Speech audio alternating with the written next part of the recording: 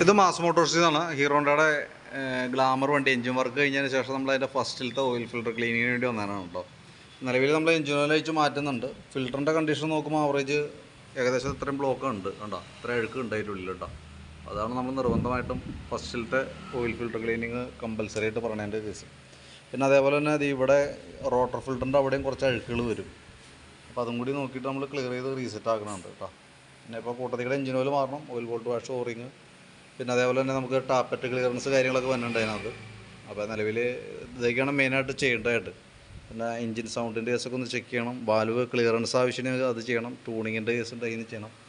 അതിന് വേണ്ടിയിട്ടാണ് ഫസ്റ്റ് ഒരു മാസം അല്ലെങ്കിൽ 1000 കിലോമീറ്റർ നമ്മളതിൻ്റെ വാറണ്ടി പീരീഡിനകത്ത് ചെയ്യാൻ പറയുന്നതിൻ്റെ മെയിൻ റീസൺ.